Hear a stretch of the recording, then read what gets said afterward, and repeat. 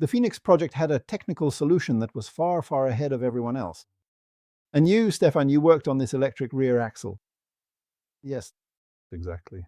It was a very exciting period and a lot of fun. And it was precisely this challenge that with a mechanical four-wheel drive, you actually lower or rather worsen the fuel consumption of the cars, that they get Higher carbon dioxide emissions. And especially during this period, it was very top of mind to reduce consumption as much as possible. I don't mean to interrupt, but when did you work at Saab and what was your role there? I started at Saab in 2006, worked with fuel consumption, drivability, and also performance. That basically means that on a platform level and for every model year and new generation that came out, I was involved in setting the requirements for fuel consumption and carbon dioxide emissions, but also acceleration performance, and then also drivability. Helped with automatic transmission shift schedules, how they should look, and tested them to make sure they work. But also for manual cars, how do you find the optimal trade-off between drivability and fuel consumption? Because for fuel consumption, you want as high efficiency as possible, but are there then enough torque and so on in all types of driving situations so that it doesn't feel like that it was a bit sluggish and clumsy for the driver to operate? A turbo there powers the drive. Exactly, so it was a continuous mapping. Certain gear ratios work very well on the Autobahn, but maybe not in Sweden. Did you develop German gear ratios? No, it's not unique in that way for the market. But on the other hand, what was done for fuel consumption and to reduce it is usually suited for the Autobahn because it operates at higher speeds and then you automatically get lower engine RPMs. But here it was. State of the art. Yes. When I started the project, who was it that came up with the idea to have an electric motor in the back? I don't see that anywhere. Was there any car manufacturer that had an electric motor in the back at that time? This was around 2009, or what are we talking about? Yes. Somewhere around there. Not on the market with this setup, but there were hybrids like the Prius and so on that have been around for a long time. But not exactly what we're talking about here with a P4 hybrid or split axle hybrid, where you basically see it as two separate power units. You have something in the front, a combustion engine of some kind, but then you put the electric motor on the rear axle. And from a system integration perspective, it becomes very attractive because you can swap out the combustion engine in the front, but keep your electrification on the rear axle. So from an integration standpoint, that's an advantage. But it was also an advantage in terms of weight distribution between the front and rear axles. So you don't put all the electrification just in the front. Exactly. How much does it weigh, approximately? The lightest one we developed weighed 35 to 37 kilograms. Then this was further developed for other platforms and other car models as well. The purpose of this was to address the losses from a mechanical all-wheel drive system. Instead, create the same capability and the same driving experience for the driver, but do it electrically and with better fuel efficiency. Can you explain how it works? It has two functions. Yes, 2+1, you could say. A very compact unit, and depending on which model it was installed in, we have the electric motor here. There was also a platform closure around the electric motor. The length of this changes depending on whether it's installed in a performance car or a standard car. This one is water-cooled, and there was also an air-cooled version to keep the unit price down. The latest statistics showed that there wasn't much of an extra cost to get electrification capability instead of mechanical four-wheel drive. Yes, the extra cost wasn't that big. The profit margin has been significantly larger. Yes, especially in terms of consumption. On the NEDC cycle that was used at the time, there was up to a 20 to 25% saving compared to a mechanical version. That's a lot. And above all, with maintained driving capability or driving experience. A challenge that was tackled in a smart way was wanting as many functions as possible with as few components as possible. So this gearbox has, among other things, a traction mode, so you can get going if it's slippery or when you need to accelerate. It depends a bit, but there's a cutoff at 115 to 120 kilometers per hour. So then you have full electric support or an extra boost. So it was available in different power variants, which were changed from 50 kilowatts to 110 kilowatts. So It is quite a good addition. And then another advantage was that you have a very fast response time with the electric motor. So this one actually works faster than the actual traction control system or ABS system. So it was very easy, or it became easy to optimize so that you have the best traction to get going quickly. Yes, exactly. That's something you know with electric cars. They just take off, they don't spin, they don't mess around. You get the same effect.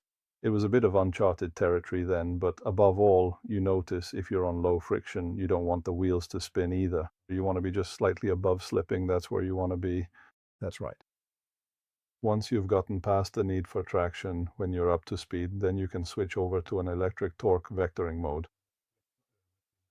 That allows you to influence the car laterally by applying more torque to one side, which then results in less torque on the inside. You apply torque to the wheel that's on the outside, and then you reduce it on the inside wheel, which gives you a slight rotation, making the driving experience very pleasant. Vehicle propulsion. And this can be done with this seemingly very simple solution at all speeds. So regardless of whether you're driving at 10 kilometers per hour or 200 kilometers per hour, you get the same effect from torque vectoring. And that gives you this sense of security and the feeling of all-wheel drive all the time, but better and faster. Even if you're not accelerating, but also when you're slowing down or decelerating, you can still control how the car moves because you can control this motor independently of what the front motor is doing. So you can control front and back, and you can control left and right. That Doesn't require that much power to apply this difficult to notice delay. so that the great thing about the planetary gear set is that if both rear shelves spin at the same speed, the electric machine stands still. As soon as you want to make a change there, you operate the motor in its most torque-rich mode all the time. So you can affect the car just as much, regardless of speed. But you don't need 100 kilowatts, just 5 kilowatts. Yes, We did several runs and measurements and so on, but the average consumption around the Nürburgring was about 1 kilowatt, one lap around the ring with a... lap time. The average power needed over the whole Nürburgring was about 1 kilowatt. Then maybe it peaked at around 7 to 8 kilowatts.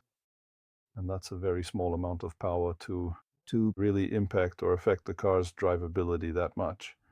It was actually quite incredibly ingenious. And honestly, how So tell me, exactly how much remaining battery did you need back then? it varied a bit as well. I don't remember exactly how many kilowatt hours you had. The first prototypes we built had about 1 to 2 kilowatt hours of energy capacity. That Is nothing. lets you access what you need. You could do a certain number of launches to make sure you had four-wheel drive. And that's also something you could do. We never ended up in situations where we couldn't get through because the battery was empty. You always got Full torque vectoring? No, there. were charging options to get by with the small amount of energy needed. You never ran out of energy completely. How? Did you get regeneration? Did you also use the motor in reverse for that? That's also an advantage that the rest of the car industry has realized, that instead of a P2 hybrid, here you have the motor directly on the wheel. So you have very little loss before you can start regenerating. So you get more regenerative effect with a setup like this than if you have an 8-speed transmission in the front, which has to take its losses before you reach the electric machine. Then the 2+1 mode I mentioned, there's also a disconnect in this one. So you can actually disconnect the entire system. Then you have minimal losses. Okay, if you just... When you are coasting along, then you have a cruise control mode, or you could call it that. There's no risk that when I let off the accelerator, it will brake too much and I'll get that rear end instability. The Regan kicks in too hard. No, it's constantly being modeled. We did measurements for another customer who became interested when this product continued on after the SAV bankruptcy. If we back up a little bit, this is the third generation you made for SAV on electric rear axles. We tried to collaborate with other suppliers and other things. Yes, Clocked it. before it came in. Is this correct about who you worked with?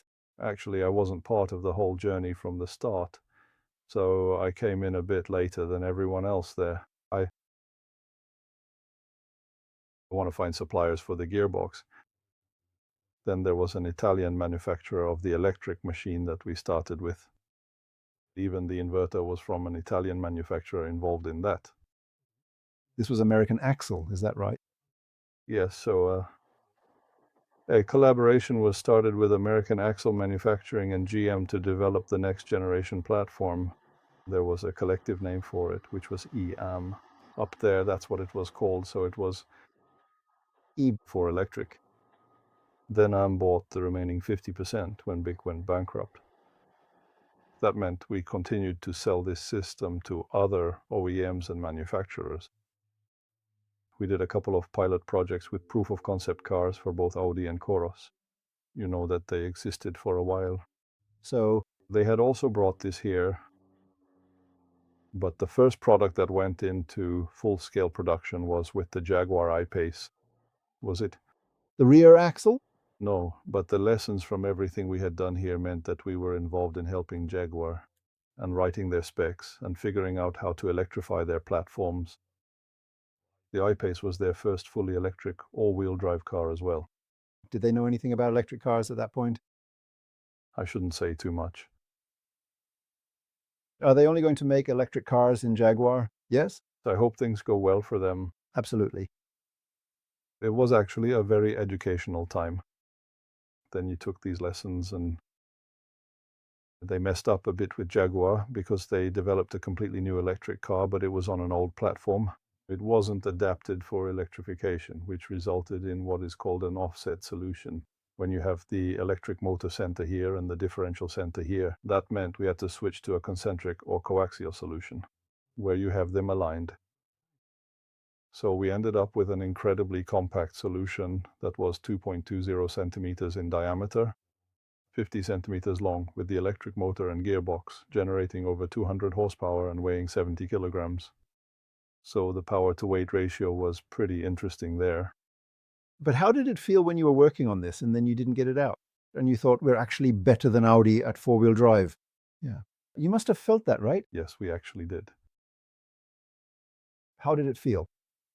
There was a certain frustration and joy, but we knew we had something to show on the track. So perseverance pays off is probably a good motto, so we kept promoting this. With the investment that AM made in this as well, it became its own company. They were completely convinced that this, and it was also the right time for it. Yes, absolutely. So it eventually turned into several distinct production projects. A bit of Mercedes, maybe? Yes, exactly. So first out was the Jaguar I-Pace, and then we got to be involved and help. We worked very closely with Mercedes Advanced Division and then further with Mercedes AMG. And right there, high-performance products featuring advanced electric rear axles that were meticulously designed in Trollhättan are now rolling out in AMG's absolute top-tier model. Ola Kalinas probably likes that. Yes, that's good. We've met and talked with him. He also test drove one of our cars down in Stuttgart. Which ones were they? Were they Mercedes-Benz cars? Yes, we had built several cars for Mercedes. He was one of those who test drove it. So that was a really fun memory. Above all, it was really fun to speak Swedish with Ola when his German colleagues were standing around. It gets very... This is quite confusing. I wonder what he is trying to say right now. We'll see if he remembers it as fondly as I do. He probably does, but it felt like you didn't get to... Here, maybe you could have made Saab stronger and kept it alive.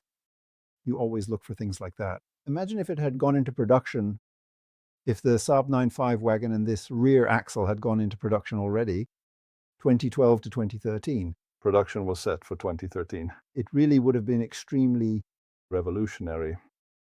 Would have done something no one else was doing at the time. Tripped at the finish line. You can't cry for too long. You have to keep going. Glad it moved forward. And now This legacy will be able to live on forever in these incredible custom cars that these talented guys are going to build from the ground up, or right? So you'll get to experience it too. so I can go and buy something, I don't know, maybe it'll be called the Griffin.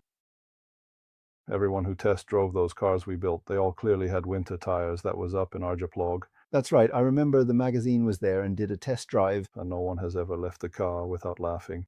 No. It's almost like driving on a tram track around the ice circuit. So incredibly controllable. You turn the steering wheel just a little and you immediately notice the car follows. It's magical. It almost becomes too easy to drive the car. That's how it is. With new cars. But if we move on a bit, what came after the Saab MOVs?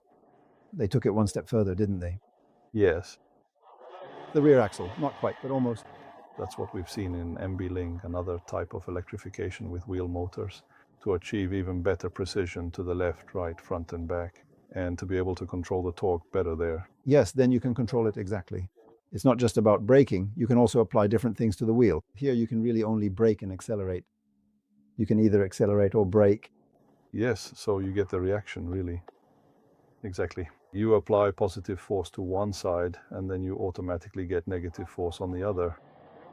But it was extremely well balanced when you look at what kind of driving capability you want and how you optimize the whole system to get as much as possible for as little cost as possible. So just putting it all together. There are no unnecessary components in this one, which is nice. Instead, it has really been developed with the question, how does a Saab driver want the car to feel? Exactly. And you said this system wouldn't be much more expensive than a mechanical system? No. Not overall. You can actually remove quite a few things if you don't have the mechanical integration there, like saddle tanks, a fuel tank as a saddle tank and all that stuff. But above all, for the end user, it also affects things like tax tables and all that. For fuel consumption, you get better dry weight, and maybe the total weight is worse or about the same? In the end, it actually turned out to be quite a few additional kilograms. I don't think we are going to reach the triple-digit mark anyway. But then you also have to take the weight of the battery into account as well. But still, you get an additional functionality in the car. It turned off. All cars are a compromise, but this was actually a really good compromise when you look at the system design. And what was the worst thing? It never reached production at Saab. Yes, that is exactly what I'm saying. But there were over 100 engineers working to get this into Jaguar and AMG and those cars. There have been spin-off effects, even though it didn't end up in a Saab. So it created a lot of jobs and opportunities here in Trollhättan. you work here now in the old facilities? Yes, actually. You're like one of the title holders for us today. Thank you very much. Thank you. I work at Rekas. It's basically an engineering and production house. We help companies scale up engineering expertise and assist with production. We help throughout the entire chain, from requirement specification to manufacturing. It's really unique to have access to these test facilities that we use. The old Saab. Yes, we have access to climate wind tunnels, climate chambers, shaker rigs, sound chambers, EMC labs, and so on. You can make snow too? Snow, yes, exactly. So we can blow up to 200 kilometers per hour and create snow, rain, and solar storms. Cool. So everyone is welcome to rent the facilities as well. Saab was pretty advanced when they built this, right? Yes, it knew. Yes, it absolutely was. It's nice that it lives on, even if in different forms. Absolutely. Now maybe this one can live on in some new cars. I think they're considering putting it in the rear axle of some kind of sports car. There's also a front engine, which is a bridging engine, and we'll take a look at that. It wasn't a GM engine, it was something better, much better. The next film is about the fantastic, exciting engine installation in what was supposed to become the Saab 9.3 Phoenix. So now let's jump to that film.